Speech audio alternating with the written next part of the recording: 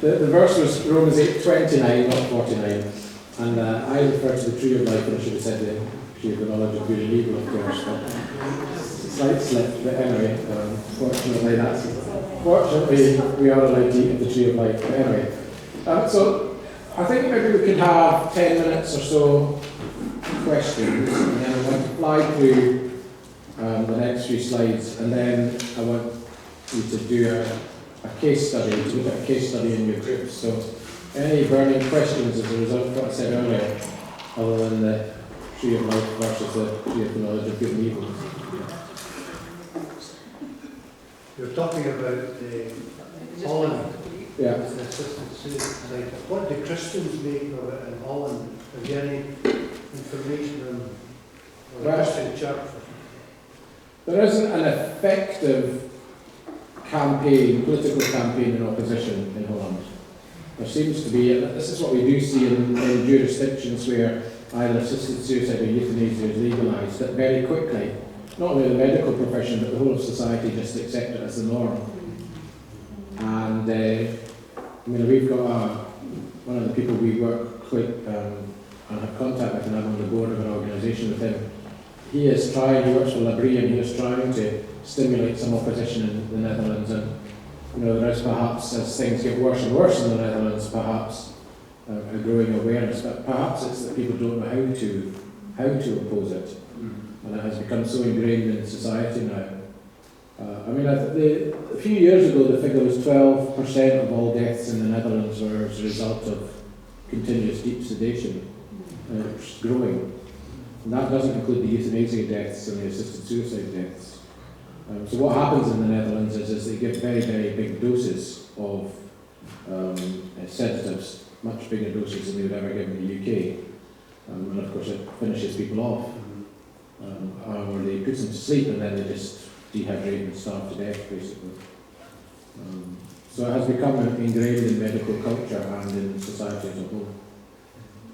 Yeah.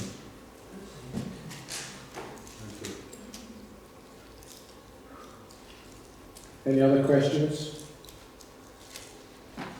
Did I ask you if this is not a crazy question? Mm-hmm. Now when you talk about autonomy, responsibility, and rationality and accountability, would you suggest that in our society that these are absolute terms or they're subjective as opposed to being objective? Well, nobody has absolute autonomy because we are dependent upon each other. We're created as relational beings. Are they absolute terms or are they subjective? Well, I think in terms of, I would say dignity, for example, inherent human dignity because of the nature of our creation is absolute. But other things are subjective, aren't they, in terms of our experience. But the problem, I think, the issue with understanding of dignity, and this gets to the heart of the debate, is that some people who are arguing for legalisation of assisted suicide and claim they want death with dignity, it's because their understanding of dignity is subjective, whereas our understanding of dignity is objective. And so we would say that no matter what your circumstances, you still have dignity because you are a human being. Callum McKellar, who will speak in a few weeks' time, has done quite a lot of work on this issue of dignity. So if you want, he's the expert. I may sound as if I know what I'm talking about, but actually I read what the experts say and then repeat it. That's the role of a lobbyist, isn't it? That's my job. So Callum would be the person to really explore that issue with, I think, when he comes. Yeah, maybe a secondary question would look at our secular society, which for me is heading towards a totalitarian regime where you have no civil rights. We are dictated to by politicians. One of my desires would be for us as Christians to take to the streets. Now that might sound a rather crazy, geriatric type of approach, but I believe that we as Christians today should stand up and be counted visibly as opposed to the LGBTs who are given headline news and other aspects of secularism.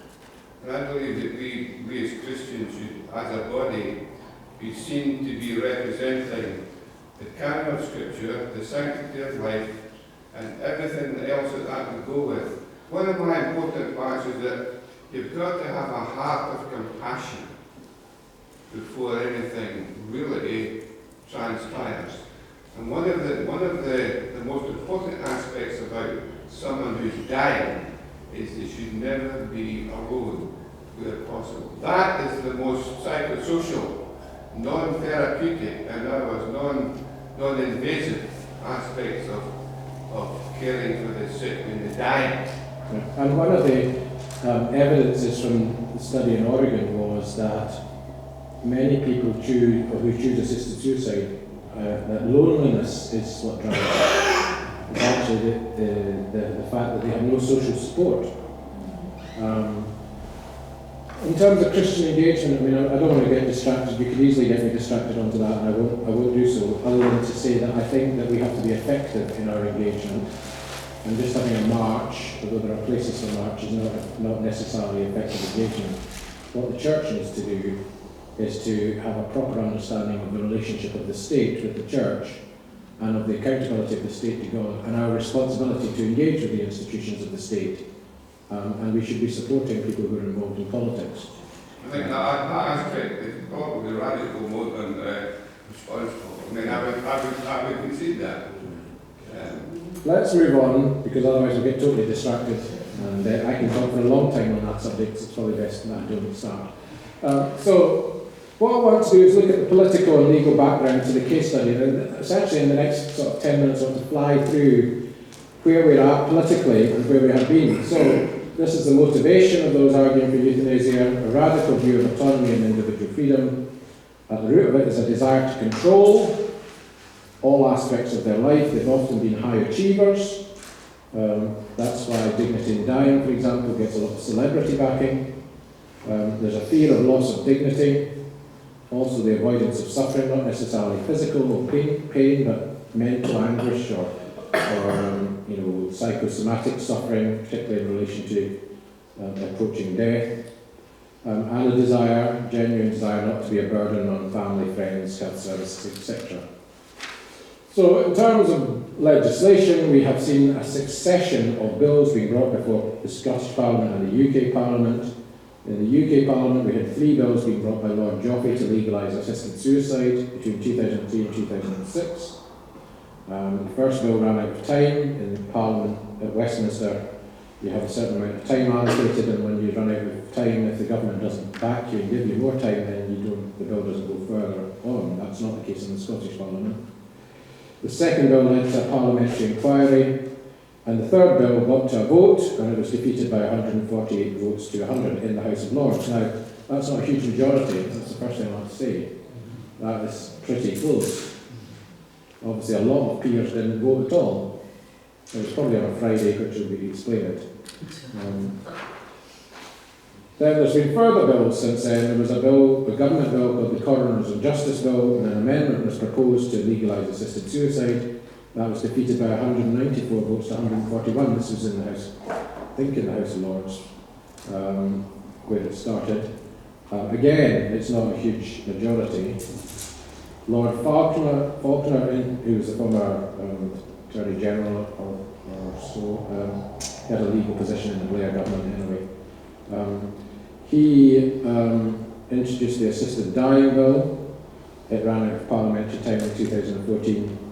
And then Rob Maris introduced an Assisted Dying Bill, which was defeated in the House of Commons in September 2015 by 330 votes to 118.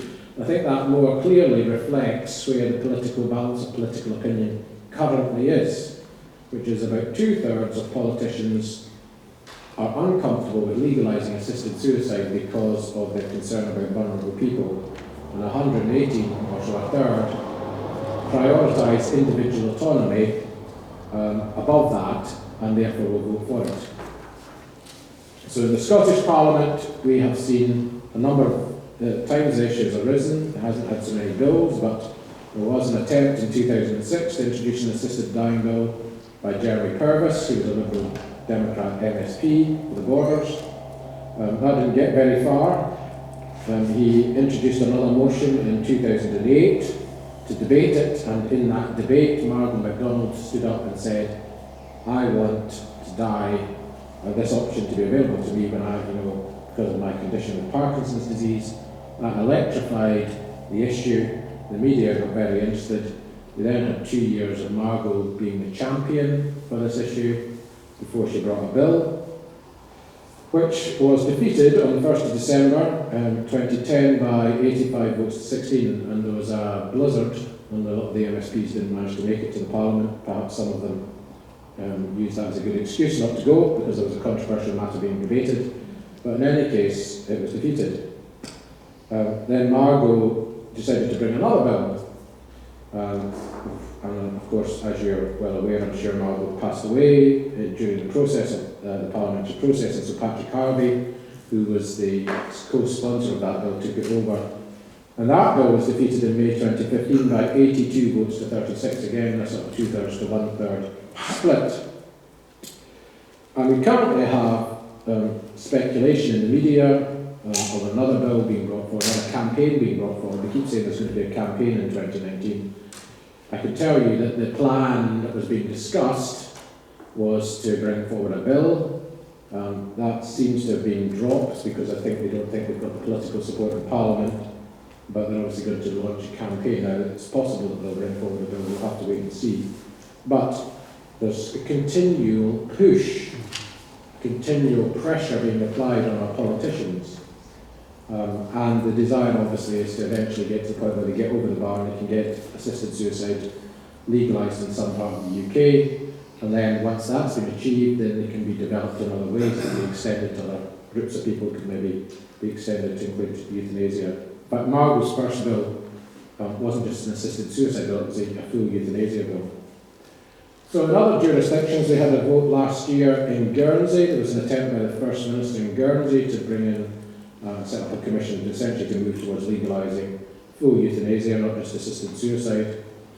After a long debate in the island, it was eventually defeated by 24 votes to 14. In the Falkland Islands, a bill was approved by 4 votes to 3 in their parliament, but doesn't come into effect unless it's endorsed by the Privy Council.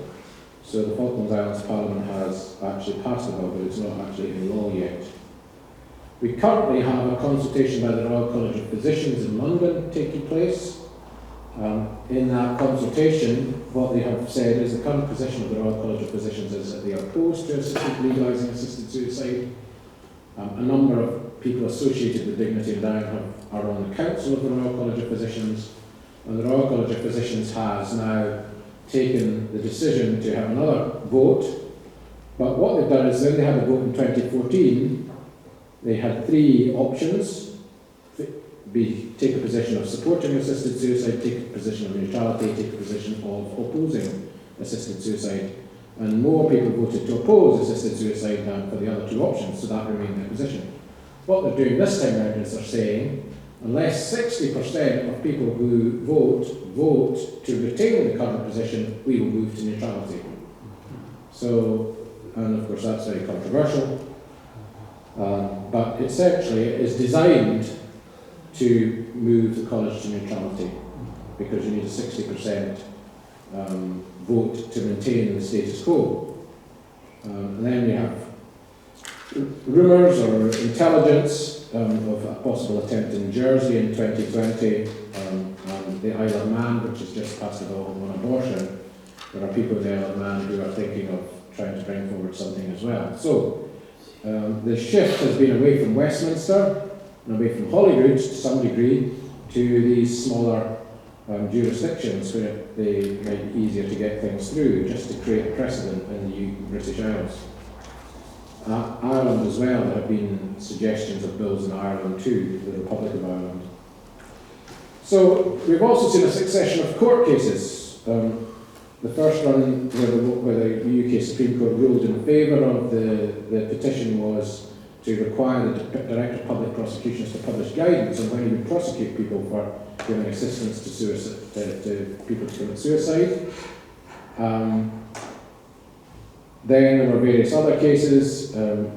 seeking to undermine the murder law in England, undermine the Suicide Act in England. The Suicide Act only applies to England and Wales, doesn't apply in Scotland. So assisting suicide in Scotland would be an offence under common law of homicide, rather than, as a result, a very specific act. But the Suicide Act's important in England, or it's important that we have a prohibition, because particularly in the age of social media, some people encourage other people to commit suicide, as we saw in the press just a week or two ago with the tragic case of the 14-year-old girl that hit the headlines. In Scotland we had the Gordon Ross case, where the humanists brought a case to this Court of Session wanting to require the Lord Advocate in Scotland to publish prosecution guidelines. That was rejected, that bid was rejected by the Court of Session, but what the Court of Session did do was they then provided in their judgment a lot of criteria that should be taken into considerations when whether or not prosecution should happen or not. So although it was formally rejected, there was a step towards what happened in England in 2010. And then this case of Y, who is a person who is in, who has a neurological condition and essentially an NHS trust wishes to withdraw food and fluid from him, artificial food and fluid. We're going to discuss that in our case study. That judgment just came out this year from the Supreme Court. You've got the background on the sheet on your table. And then the last case which I want to mention, which was also last year, was in November, I think, was the Conway case, who essentially what happened after the earlier case in 2010 was that the guidelines that were produced said that if people give assistance on compassionate grounds to somebody to commit suicide, then they wouldn't be prosecuted unless they were a medical doctor, in which case they would be prosecuted. So the Conway case was all about trying to allow medical doctors to give the assistance. And that was rejected by the UK Supreme Court in 2018. So what you see then happening is you see constant pressure in Parliament, constant pressure in the courts, and you've got to remember that in Canada, assisted suicide ended up being legalised because of a court ruling that said that the ban on assisted suicide was contrary to the Constitution. And so the court then, the Supreme Court of Canada gave the government 12 months to change the law. So I think there's an issue of democratic accountability there, but nevertheless that's what happened in Canada, and you see the concerted, overwhelming pressure that's being applied by well-funded organisations who can afford to take judicial review, which costs £30,000 just to get to the first stage of the court, and certainly costs a lot more if you end up in the Supreme Court, which all these cases do. To put pressure on Parliament, put pressure on the politicians, put pressure through the courts, and now increasingly we're seeing pressure on the medical profession to go neutral as a precursor to the change of the law. So the concerns that we have when the law is changed is that we see certain things happening. We see an extension, we see an evolution of the law. So it moves from being for terminally ill people to applying to chronically ill people. It moves from physical illness to include psychosocial conditions. From mentally competent people to include mentally incompetent people, people who've got dementia, for example.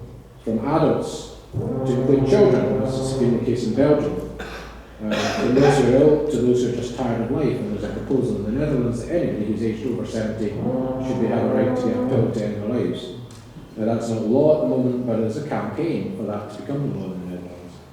And from assisted suicide to euthanasia. Now that hasn't really happened. What's happened so far has been that in some jurisdictions they've legalised assisted suicide, and others have legalised euthanasia, which includes assisted suicide.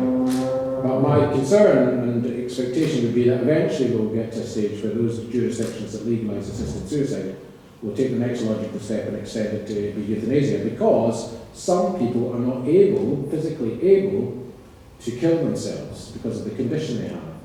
So why, if the argument is all about autonomy, and that's the basis upon which you're changing the law, why would you limit those people's autonomy but no one else's autonomy, purely on the basis that they're physically incapable of killing themselves? So we see headlines of the abuses that happen. This is a case that happened in the Netherlands, where a woman had taken out an advance directive. She ended up with dementia. Her advance directive had said, that she wanted to be euthanised in these sorts of circumstances. And the doctor ended up drugging her coffee, and the family ended up holding her down whilst she fought against them. And eventually she was euthanised. Now that case is actually being investigated. It's one of very few cases in the Netherlands that have actually been investigated by the authorities. And you have to bear in mind there's something like 6,000 cases a year in the Netherlands of people who are euthanised. So there's only about 3, I think, which are, and this is one of the ones which is now being investigated. You have Belgium, as I said earlier, euthanising children who've got terminal illnesses. So there is a question of what capacity they have to give consent. And if they don't have the capacity to give consent, who's giving consent on their behalf? Presumably their parents, but are the parents really fully aware of all the facts? Are they, I think there are issues, there are some huge issues about third parties giving consent. And we're beginning to see a chipping away at the issue of consent in the UK, in Scotland as well. I was on the TV the other day talking about this new organ donation legislation which is coming through in the Scottish Parliament, where the government will assume consent if no consent has been given, unless somebody has actively opted out. So we're beginning to see a chip away at the principle of consent even here. And then in Canada, which started with a very specific case, which went to the court, we're now seeing a much broader range of people being assisted to die. And in fact, I was being told the other day that the situation developed in Canada to such an extent very, very quickly, within 12 to 24 months, that doctors in an emergency room had to be told by their professional body that they should treat attempted suicide victims, because they were scared that if they treated people who'd attempted suicide in order to save their lives, they'd be sued. So this is how far it's gone, and so the regulators had to intervene and remind doctors that in those circumstances they had a duty of care. In Oregon, we see the numbers have gone up year on year. So it started off in 1998, there were 16 assisted deaths, assisted suicides. By 2015, that was up to 132. This is a pattern we see in every jurisdiction where it is legalised, or euthanasia is legalised. This is Belgium, figures from Belgium again, you see the figures going up year on year. Switzerland, this is Swiss nationals, it doesn't include the foreigners who go to Dignitas, but again you see the numbers going up year on year from 2003, 187 in 2003, up to 965 in 2015.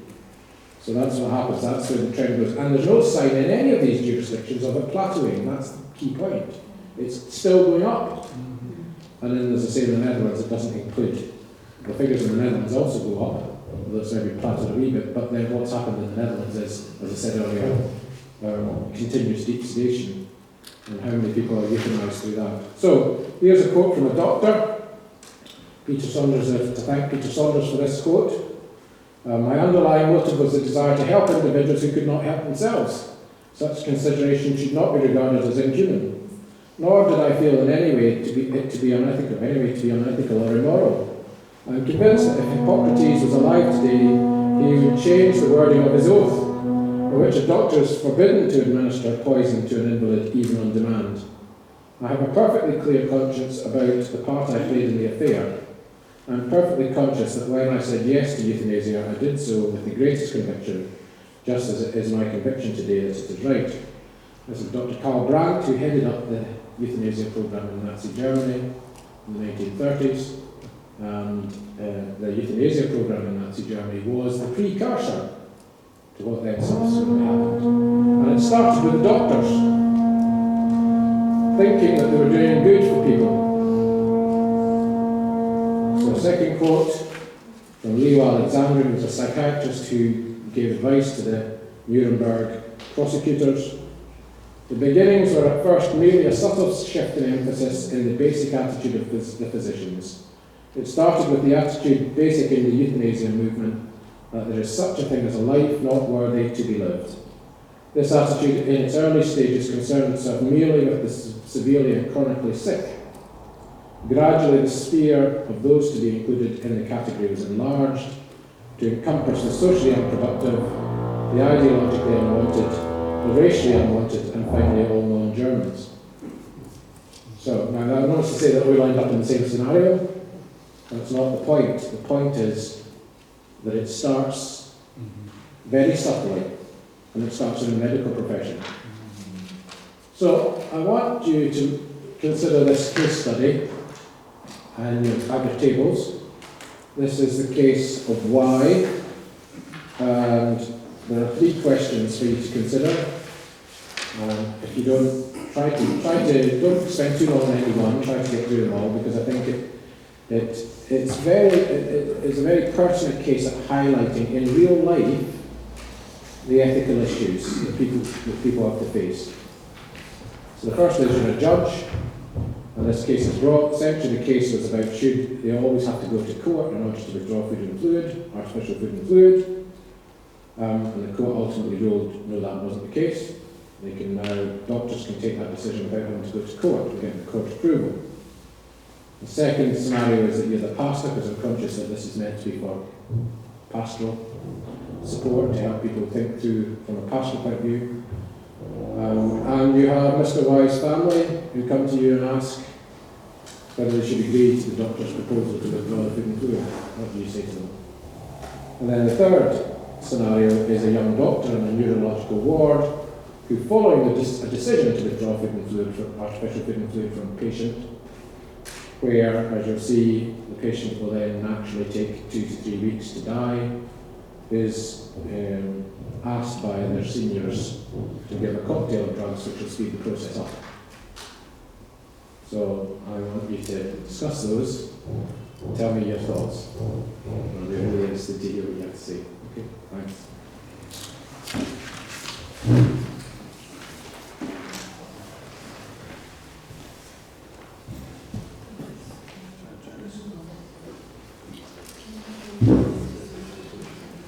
I mean, what we could do is we could perhaps get people, since we've got a lot of time, we could maybe have people discuss a different question at different tables.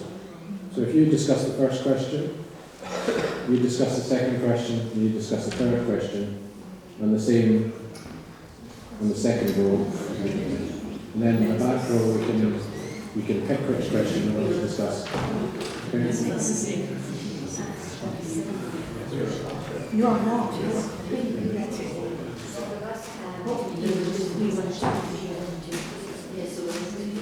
If you really want to discuss a different question, that's all right.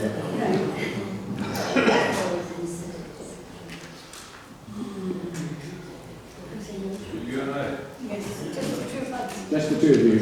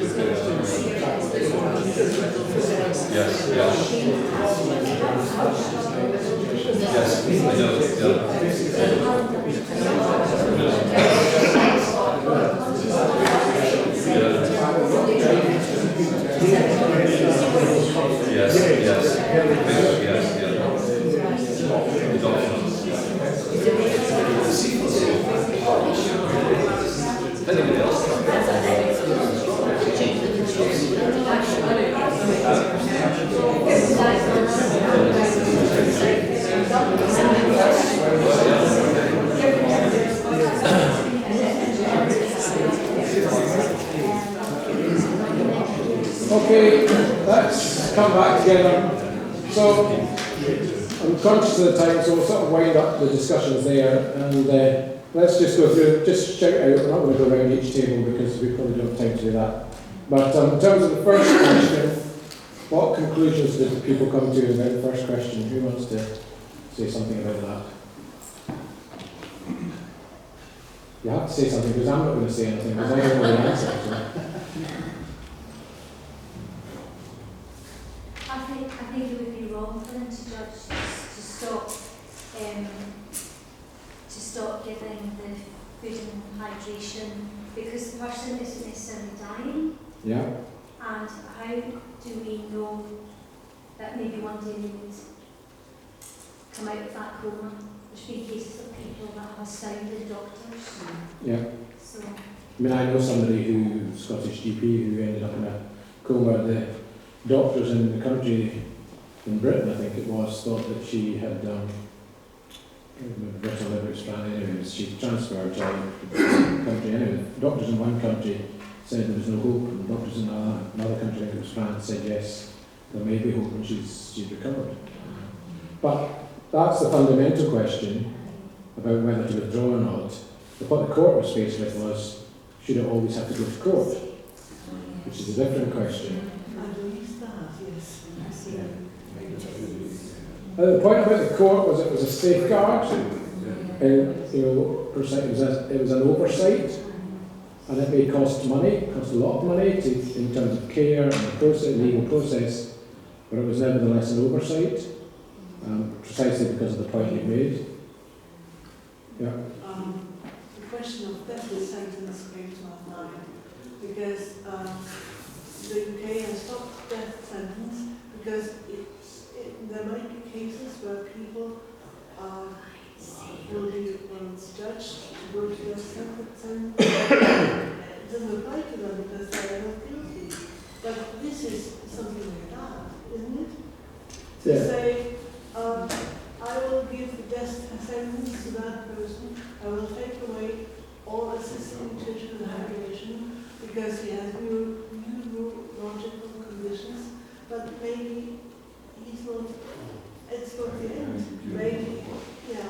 So this is another thing. It's the right to do that. Well, the point is that these conditions people can live for decades. They're not in the dying process.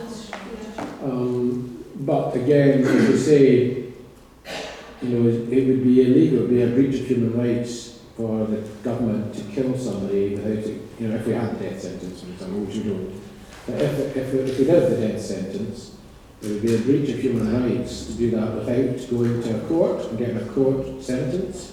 Government can't just send out the army and go around killing anyone they don't like, So there is a due process in these things, although obviously because of ECHR and other things we don't have the death penalty in the UK. But it's a good analogy, I think, in terms of the importance of due process and the right to a fair trial. You might say that these people will no longer have the right to a fair trial in that sense.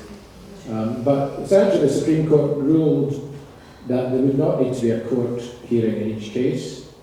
And that doctors and families between them could make the decision. And their basis for doing that was because there wouldn't be a court hearing for all sorts of other conditions.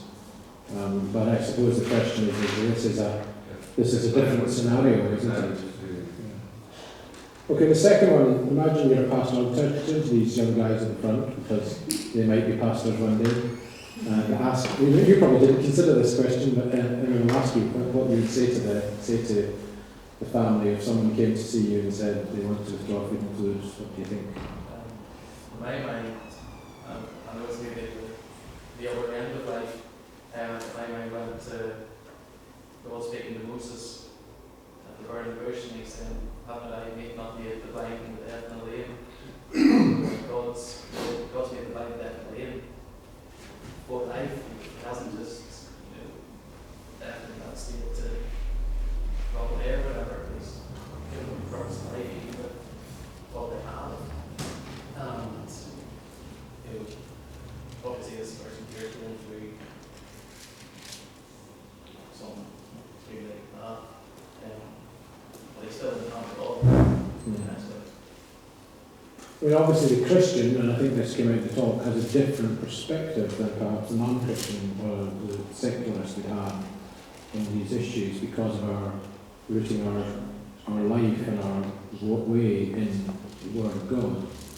I think the issue here, and in some conditions, doctors do withdraw food and fluid, and that is not necessarily euthanasia or assisted suicide, as we covered in the talk.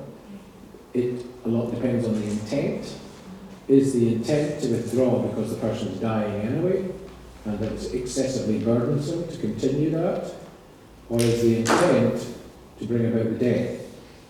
And particularly where you have a situation where people are not dying. But then you see the other thing that you have to weigh up as a medic or as a society is we now have a situation where in the past these people would have died.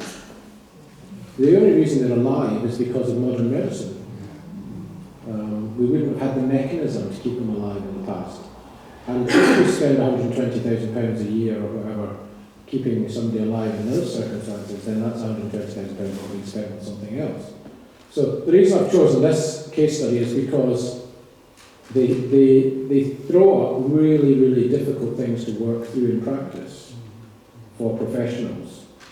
And what I'm trying to get you to think about is in terms of what we've heard as a Christian, because whether we're lobbyists or pastors, the point is that we're talking about real life scenarios here where people have to make choices and where sometimes we're uncomfortable with the choices that are made by our employers, for example. But I mean, I think I would be, personally, I think I would, in that scenario, I think I would say you shouldn't accept withdrawal of food and fluid in the scenario because of what we were talking about earlier about the positive duty to preserve life and the hope, in some cases, as has been the case, that people have come out of persistent vegetative states. But what I'm doing is I'm wanting you to understand the different factors which come into the decision making. And then the young doctor one is, I'd be interested to know what people thought about. Did anybody discuss the young doctor one? Yes. Yeah. I said to be, we could not give the cocktail of drugs, because we would take responsibility then, as opposed to a natural death. Even they'd already decided to give away the food and drink, so that was already decided. We could take the next step and actually kill them. Yeah. Is that what you thought too? Well, I was thinking, from the point of view, the age of the young doctor, I don't think he would have enough experience. And I think he would not be able to make an informed judgment. And so therefore, he has to look to somebody more superior and get it in writing that he's been told to do this, even just to cover himself. And I think that it's not ethical to put that responsibility on a young doctor. But if the scenario, I'm choosing which way to kill this person. but in the scenario where the professor tells the young doctor to do it, what do they do?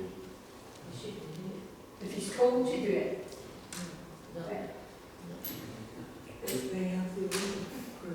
I think as an individual, you've personalised it there as a young doctor, so that's me. Yeah. I would not do anything that I thought was unethical or illegal at that time. Can I give you an example? 50 years ago, a patient who was assaulted in Uphall, Edinburgh Royal Neurosurgical Unit, half his brain excised, damage, terminal care. So a geriatric one carried out along at Bangor Village Hospital. 14 years later, I was a health visitor going up to Winsborough. Hi, like he said, it was the same guy. So it's a geriatric one.